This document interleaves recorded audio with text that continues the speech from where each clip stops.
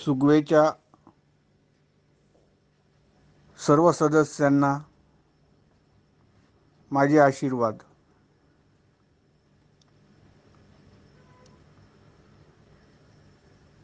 परमामृत ग्रंथाच्या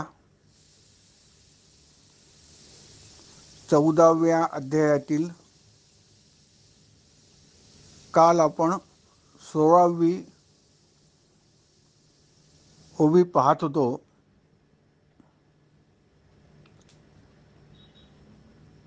आळीसी कीटकता तैसी गुरु देईल सायुज्यता, मग सुखिया होशी तत्वता स्वरूपी रमशी, अशी ही कविता होती. आणि काल सांगण्यात आलं होतं की सायुज्यता ही एक मुक्ती आहे. सायुज्यता ही एक प्रकारची मुक्ती आहे जी भक्ती मार्गामध्ये भगवंताच्या भक्ताला प्राप्त होते. आणि आपण ही हरिपाठामधली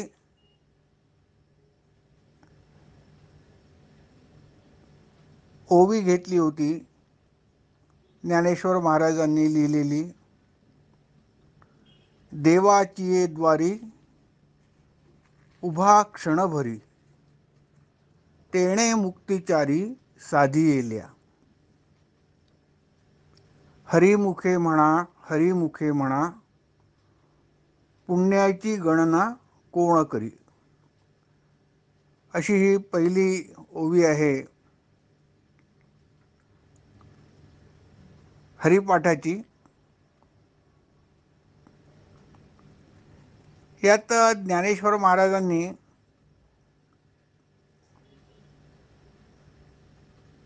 असं म्हटलं आहे की जो कोणी हरिभक्त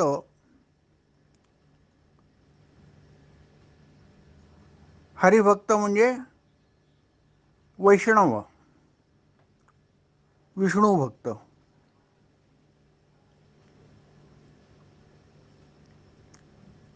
देवाचा भक्त,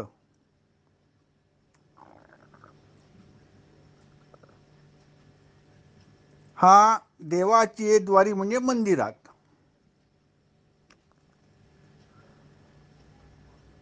किंवा जिथे कुठे देवघर आहे तिथे देवाची पूजा करतात तिथे उभा क्षणभरी म्हणजे क्षणभर थांबेल आणि देवाचं नामस्मरण करेल असा कोणी भक्त, तर काय होईल, त्याला चारही मुक्ती मिळतील. तेणे मुक्तिचारी साधी येल्या, तो चारही मुक्तींना प्राप्त होईल. आता हे जे हा विषय आपला नाही आहे पण तरी थोडक्यात माहिती सांगतो. हे जे देवाची द्वारी उभा क्षणभरी जे म्हटलं आहे महाराजांनी, ज्ञानेश्वर महाराजांनी, याचे अनेक अर्थ जाणकारांनी काढलेले आहेत. दुसऱ्या संतांनी पण काढले आहेत, योगीजनांनी वेगळे काढलेले आहेत, भक्त मार्गातल्या लोकांनी वेगळे काढले आहेत.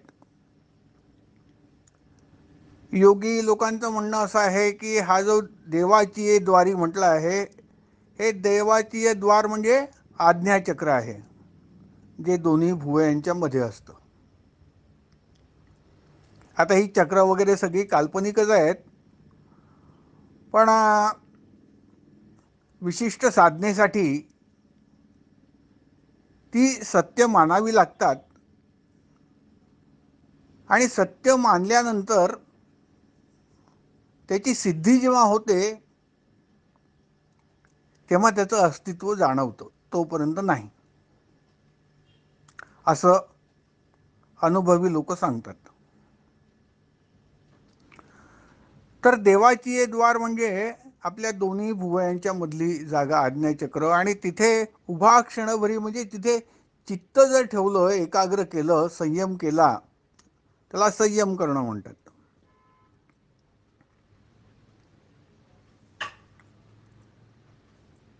तर आज्ञाचक्रावरती जर संयम केला, चित्त एकाग्र केलं, तर असं किंवा अशा प्रकारची साधना जर केली तर या 4 प्रकारच्या मुक्ती मिळतात असं म्हटलं आहे. आपल्याला पाहायचं होतं की सायुज्यता म्हणजे काय. तर या 4 मुक्ती आहेत. एक म्हणजे समीपता. पहिली मुक्ती समीपता आहे. समीप म्हणजे देवाच्या जवळ जाणे, देवाचे सानिध्य प्राप्त होणे, त्याला समीपता मुक्ती म्हणतात. आता हे देवाचे सानिध्य केव्हा प्राप्त होईल? तो भक्त जेव्हा देवाचं ध्यान करीत राहील, सर्व जगाला जेव्हा विसरेल, तेव्हा त्याला जे प्राप्त होईल ते देवाचं सानिध्य असेल. पण जेव्हा तो भक्ती करत राहणार नाही, तेव्हा ही समीपता काही राहणार नाही. मग ही समीपता नावाची मुक्ती, काही लोकांचं म्हणणं असं आहे की ही मृत्यूपर्यंतच भक्ताला प्राप्त होते, तोच देवाच्या जवळ राहतो. जसं प्रल्हाद जो आहे हा देवाचा भक्त होता, हिरण्यकश्यपूचा मुलगा, आणि नृसिंह रूपामध्ये त्यांनी देव त्याला प्रसन्न झाले. तो नेहमी विष्णू नाम घेत असे. विष्णूचं विमान आलं आणि त्याला आपल्यासोबत घेऊन गेलं. प्रल्हादाला प्रल्हाद मुक्त झाला. तर ही मुक्ती जी आहे देवाजवळ राहण्याची केव्हा मिळाली? जेव्हा त्यांनी ही धरती सोडली, त्यांनी हा देह त्याग केला, तेव्हा मग ही समीपता जी मुक्ती आहे ती भक्ताला आयुष्यभर देवाची भक्ती केल्यानंतर मृत्यूपर्यंत मिळते असा विश्वास आहे. दुसरी मुक्ती आहे सलोकता. समीपतानंतर सलोकता, देवांचा लोक प्राप्त होणे. ही देखील तशीच आहे. देवलोक म्हणजे आपलं जेव्हा संसारात चित्त असतं तर तो मनुष्यलोक, आपण मनुष्यलोकात असतो. आणि देवधर्मात चित्त असतं आपलं, देवाची पूजापाठ करणे, पोथी वाचणे, षोडशोपचार पूजा करणे, नामस्मरण करणे, जपतप करणे, हा विधी जेव्हा सुरू असतो तेव्हा आपण देवलोकातच असतो.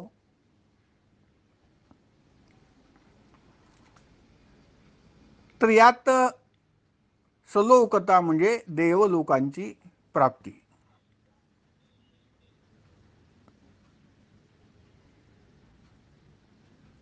ही देवलोकांची प्राप्ती देखील काही वेळपर्यंत जीवित असताना आणि भक्ती करत असताना प्राप्त होऊ शकते. मात्र हा देवलोक आपल्याला नेहमीसाठी त्या भक्ताला प्राप्त होतो. तो मरणोपरांतच होतो. त्यांनी देहत्याग केल्यानंतर तो मुक्त होतो आणि त्याला देवलोक मिळतो, म्हणून याला मुक्ती म्हणतात. त्यानंतर स्वरूपता. आता स्वरूपतेचा अर्थ असा की देवाचं स्वरूप प्राप्त होणे, म्हणजे कृष्णाचा जप करत असताना आपण कृष्ण आहो याची अनुभूती येणे. आता ही गोष्ट ध्यानामध्ये असताना सिद्ध होऊ शकते किंवा ही मुक्ती मिळू शकते. देवाचे रूप प्राप्त होण्याची, त्याला स्वरूपता म्हणतात. आणि चौथी जी मुक्ती आहे, समीपता, सलोकता, स्वरूपता, आणि चौथी जी मुक्ती आहे ती सायुज्यता आहे.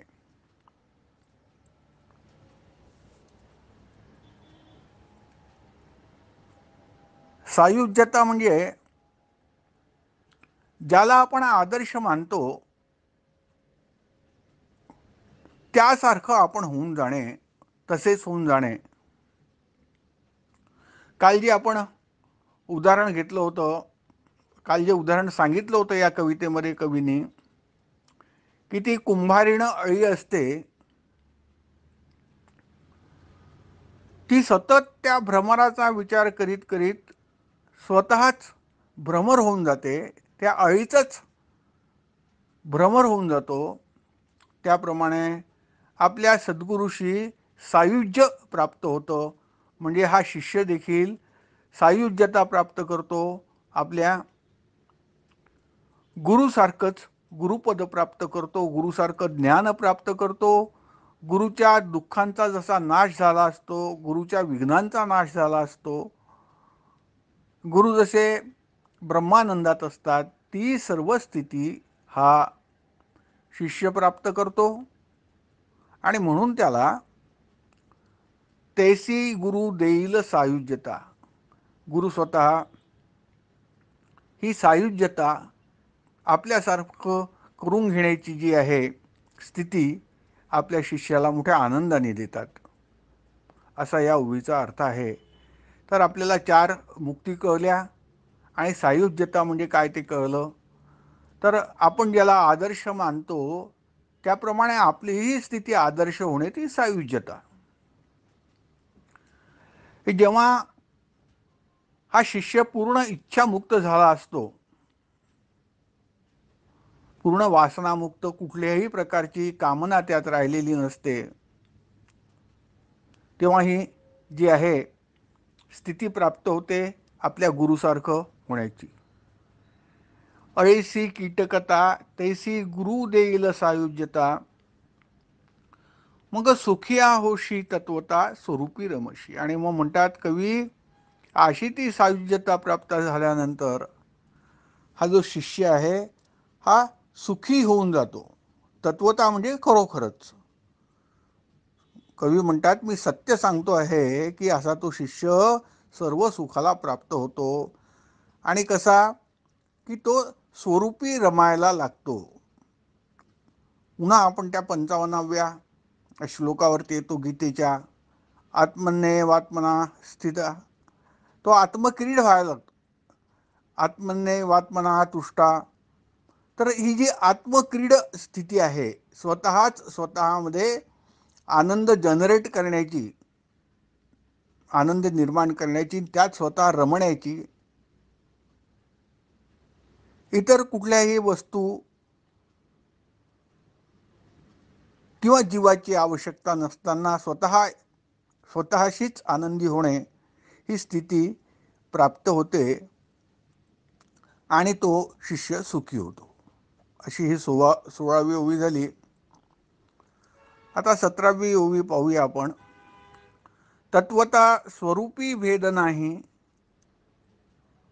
परिते ध्यानैक गम्य पाही, मग अनुभवे सुखिया होई, तरसी भवभय. इथे मुकुंदराज कवी सांगतायत की खरं म्हटलं तर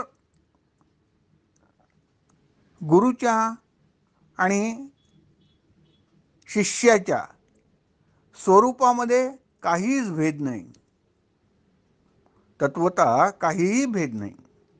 कारण गुरु पण एक आत्माच आहे आणि शिष्य पण एक आत्माच आहे. बरोबर त्यांची जी रूपं आहेत ती भिन्न जरी दिसत असली, जे नामरूपात्मक त्यांचं शरीर आहे ती तर माया मात्र आहे, मूळ स्वरूप एकच आहे. म्हणून म्हटलं आहे तत्वता स्वरूपी भेद नाही, परिते ध्यानैक गम्य पाही. इथे ध्यान म्हटलं आहे, आपण ते ज्ञान घेऊ. पण हे भेद नाही गुरु आणि शिष्यामध्ये, हे कोणाला कळेल? जो ज्ञानी आहे हे ज्ञानैक गम्य आहे, ज्ञानाने समजण्यासारखं आहे. हा भेद कसा नाही, माझ्या मी आणि गुरु सारखे कसे, हे काही अज्ञानी माणसाला समजणार नाही, भक्त माणसाला नाही कळणार, शिष्याला नाही कळणार. पण हा शिष्य त्या योग्यतेचा जेव्हा होईल आपल्या गुरुच्या, तेव्हा त्याला कळेल. कारण हे ज्ञानाने कळण्यासारखं आहे, ज्ञानगम्य आहे, असं इथे महाराज म्हणतायत, मुकुंदराज महाराज. मग अनुभवे सुखिया होई तरसी भवभय. मग असं जेव्हा होतं, हा भेद नाही हे जेव्हा कळतं, इतपत जेव्हा ज्ञान ते शिष्याला होतं, तेव्हा तो सुखी होतो. आणि हे संसाराचं भय आहे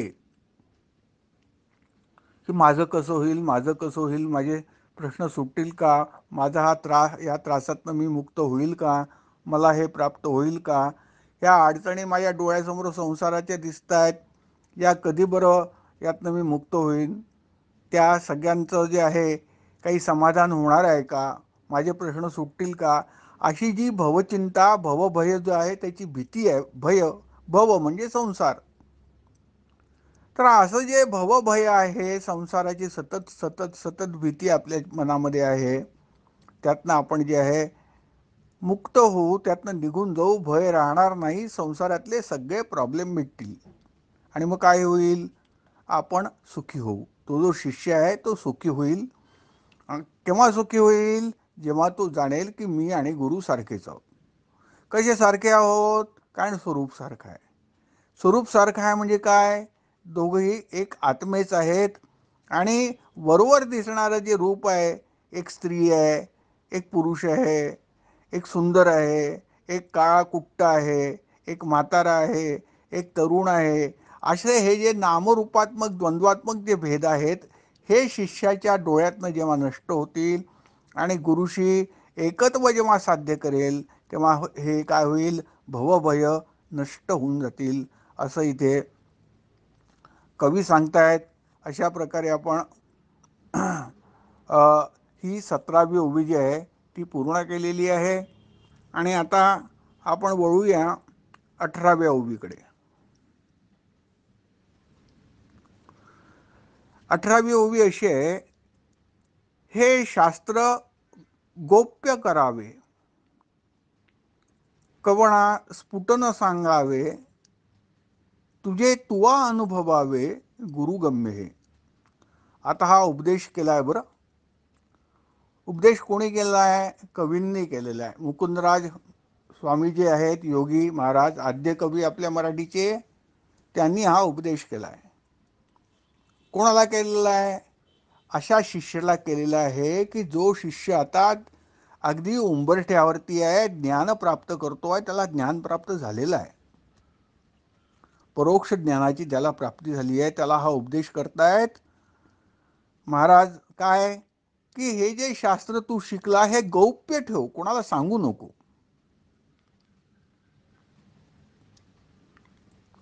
कोणाला का सांगू नको, गुरूंना देखील ही जी आहे हे रिकमेंड केलं आहे, सांगण्यात आलेलं आहे, शास्त्रांनी असं म्हटलं आहे, न बुद्धिभेदम जनयेत, असं सांगितलं आहे की तुम्ही जनतेचा बुद्धिभेद करू नका. त्यांना राहू द्या अज्ञानामध्ये, ते अज्ञानात एन्जॉय करतात.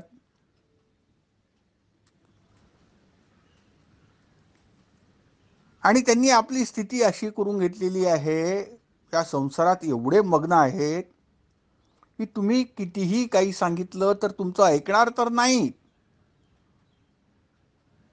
पण तुम्ही अपमानित व्हाल त्यांच्यासमोर. असे काही काही लोक आहेत की त्यांच्यासमोर तुम्ही अपमानित व्हाल. आपलं शास्त्र सांगायला गेले, आपलं ज्ञान सांगायला गेले, आपली विद्वत्ता सांगायला गेले, अनेक वर्षाचा केलेला अभ्यास सांगायला गेले, आपल्या गुरु महाराजांनी कशी त्यांच्यावर कृपा केली, कशी तुमच्यावरती कृपा केली, हे जर तुम्ही सांगायला गेलात ना, तर बरेचदा तुमचा अपमान होऊ शकतो. म्हणून हे शास्त्र जे आहे तुम्ही गुप्त ठेवा, गोप्य ठेवा, गोपनीय ठेवा, असा सल्ला इथे मुकुंदराजांनी दिलाय आणि शास्त्र देखील हेच सांगतं. ही ब्रह्मविद्या गुप्त ठेवा.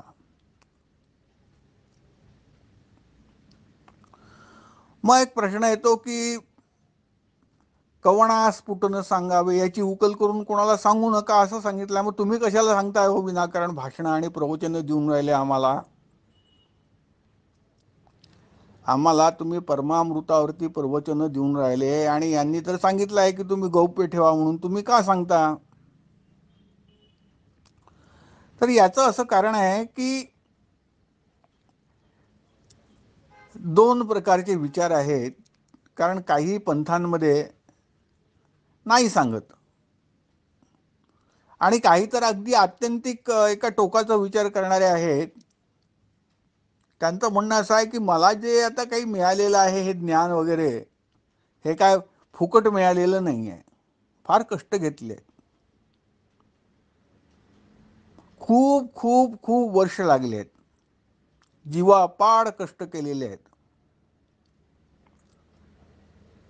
आणि गुरूंची मरणांतिक सेवा केली आहे, प्राणपणाने सेवा केलेली आहे. तेव्हा कुठे हे मला प्राप्त झालं, मी कशाला फुकटात कोणाला देऊ?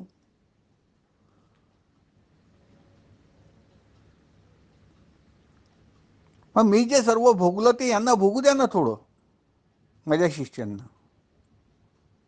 आणि म्हणून पुष्कळशे असे काही विशेषतः असे विचार करणारे योगी लोक असतात, ते नाही सांगत आणि फार गुप्तता बाळगतात.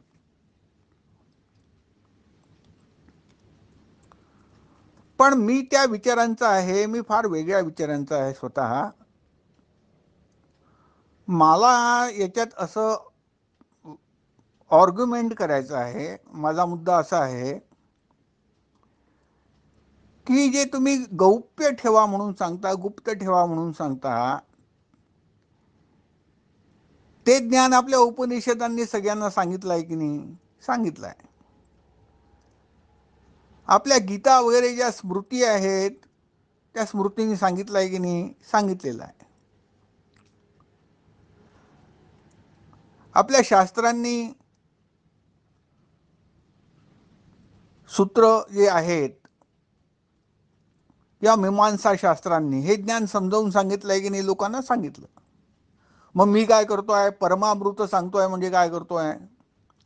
अहो तेच सांगतोय जे पुस्तकांनी सांगितलंय, ग्रंथांनी सांगितलंय, जे आपल्या शास्त्राने सांगितलंय त्याचीच फक्त उकल करून मी लोकांना सांगतोय. त्याच्यामुळे हा जो गौप्य ठेवण्याचा नियम आहे तो काही मी मोडत नाहीये रोज प्रवचन करून, तो पाळतोय. पण काही काही गोष्टी मात्र अशा असतात, मी तुम्हाला सांगतो, स्पष्टच सांगतो, मी काही लपवत नाहीये. मी माझ्या शिष्यांपासून काही लपवत नाही. त्याची काय शिक्षा देवाच्या घरी व्हायची मला ते होऊ देत. काही काही गोष्टी अशा असतात की ज्या आम्हाला गुरुपासनं प्राप्त झालेल्या असतात, त्या अत्यंत गुप्त असतात आणि त्या गोष्टी आम्ही सांगूच शकत नाही शिष्यांना. जोपर्यंत ते शिष्य परिपक्व होत नाही, जोपर्यंत ते, कारण नाही तर त्यांचा बुद्धिबोध होईल, त्यांना फार चूक वाटायला लागेल, त्यांना कळणार नाही, ते त्याला जे आहे त्याचं पचन होणार नाही, त्या कल्पना त्यांना सहन होणार नाही. आणि म्हणून काही काही गुप्त गोष्टी असतात.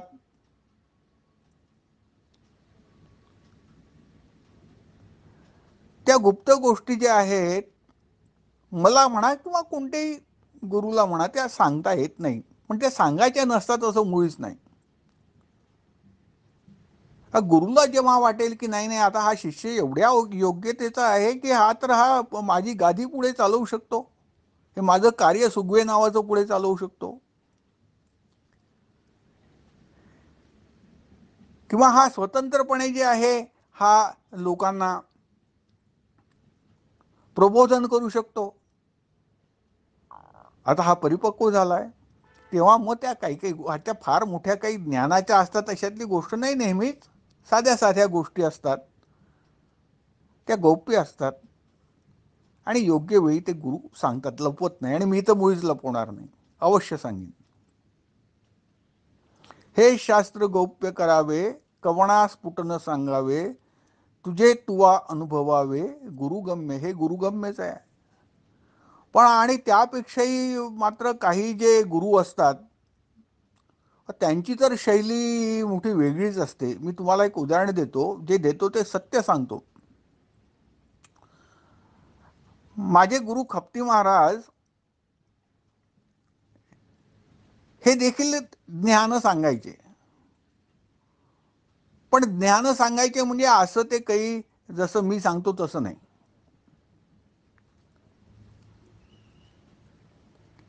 दहा वाक्य, 15 वाक्यांचं त्यांचं एक एक भाषण राहायचं. 10 वाक्य, 15 वाक्य, 20 आणि अशी ठरलेली त्यांची 30 भाषणं होती. साधारणतः 25-30 भाषणं होती. 15 वाक्याचं एक भाषण, असे 30 भाषण. आणि तेच ते फक्त गुरु महाराज, त्याशिवाय आणखी कुठलं ते वेगळं भाषण बोलायचे नाही, वेगळे शब्द बोलायचे नाही, काही समजावून सांगायचे नाही, कशाचे फोड करून सांगायचे नाही, अक्षरशः काहीच नाही. आणि खरोखरीच तुम्हाला आश्चर्य वाटेल, मी सांगतो तुम्हाला, की समजा संत खपती महाराजांसमोर 20 माणसं किंवा 20 शिष्य त्यांचे ऐकत बसलेले आहेत, तर या 20 जणांना संत खपती महाराज असं बोलायचे, तेच एकच शब्द बोलायचे. दुसरे वेगळे शब्द प्रत्येकासाठी, 20 लोकांसाठी 20 वेगळे शब्द नाही बोलायचे. पण त्या शब्दाचे अर्थ त्या 20 लोकांना वेगळे वेगळे समजायचे. ही खरोखरीच कमालच होती त्यांची. त्यांच्या त्यांच्या बुद्धीप्रमाणे, त्यांच्या त्यांच्या योग्यतेप्रमाणे, त्यांनी अध्यात्मात केलेल्या प्रगतीप्रमाणे त्यांना कळायचं. आणि काही काही लोकांना कळतच नव्हतं. आणि ज्यांना कळत नव्हतं ते महाराज त्यांना म्हणायचे आपल्या वऱ्हाडी भाषेमध्ये, संत खपती महाराज म्हणायचे, काही कळलं का तुम्हाला? तेव्हा सगळेजण हो हो म्हणायचे. आणि त्यांनी हो हो म्हटलं की खपती बाबा म्हणायचे, हां बरं आहे, अशा मुंड्या हलवा तुम्ही. मुंड्या हलवा म्हणजे माना हलवा, हो हो करून. बरं, हे सगळं ते त्यांच्याशी 20 मध्ये बोलत असताना, 20 लोकांशी वेगळं वेगळं बोलत असताना, एकच ज्ञान 20 लोकांना 20 प्रकारे कसं काय समजतं मला. त्या 20 मध्ये कधी कधी मी पण राहायचं, कधी कधी म्हणजे बहुतेक वेळा मी राहायचं. आणि मला मात्र त्याचं जे काही त्यांचं समजायचं, त्यांच्या बोलण्याचे अर्थ, तर माझ्या लक्षात यायचं की या 19 लोकांना काहीच कळलेलं नाही जे मला समजलं ते. ते 19 लोक वेगळाच काहीतरी विचार करतात आणि बाबा मला सांगतायत ते वेगळंच सांगतायत. तर असे महान गुरु देखील असतात. फार त्या गुरुची थोरवी काय सांगावी. म्हणजे एकाच भाषणामधनं, एकाच वाक्यामधनं 20 जणांना 20 वेगळे मेसेजेस देणं, 20 जणांना 20 प्रकारचे वेगवेगळे ज्ञान देणं.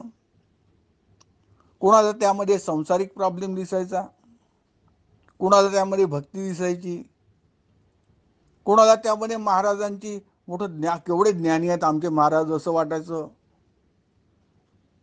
आणि मी एक होतो त्याच्यामध्ये, मला थोडी गुंतागुंत वाटायची की नाही नाही, महाराजांचं असं इतकं काही साधं बोलणं नाही आहे, याचे वेगळे अर्थ आहेत, विचार करावा लागेल.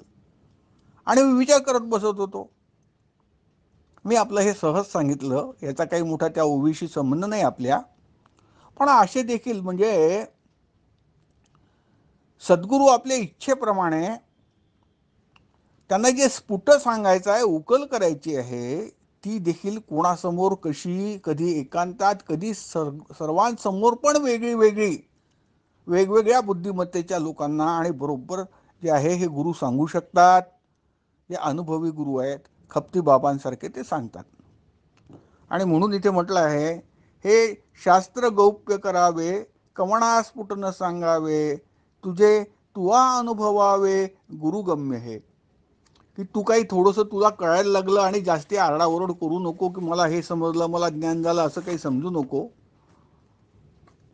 हां, जे काही तुला सांगायला सांगितलं गुरुनी, तेवढं तुझे गुरुची आज्ञा असेल तर तू काही कर. तुझ्या गुरुची आज्ञा आहे की नाही रे बाबा, तू सांग इथे आता, तू प्रवचन कर. प्रवचन करायला जर आम्हाला सांगितलं तर आम्ही करायचं प्रवचन. मग आम्हाला ते जे आहे गुप्त किंवा गौप्य शास्त्र बोलून दाखवण्याचं पाप काही असेल तर ते काही आम्हाला लागणार नाही. कारण गुरु आज्ञा झाल्यानंतर आम्ही जे केलं त्याचं काही पाप नाही आणि त्याचा काही दोष नाही, त्याचा काही विधिनिषेध नाही आहे. आमचं कर्तव्य गुरु आज्ञेचं पालन करण्याचं आहे आणि बाकी दुसरं काही नाही.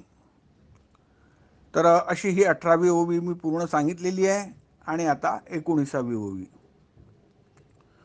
पशुजना श्रवणी घालिसी, तरी काय सिद्धी होय तयासी, सद्भाव देखुनी कृपा करिसी, तो निर्वाहकू पाहिजे. तर याचा आता आपली वेळ झालेली आहे. याचा अर्थ आपण उद्याच पाहू 19व्या ओळीचा. आणि आता इथे थांबवतो. सर्व सदस्यांना माझे आशीर्वाद.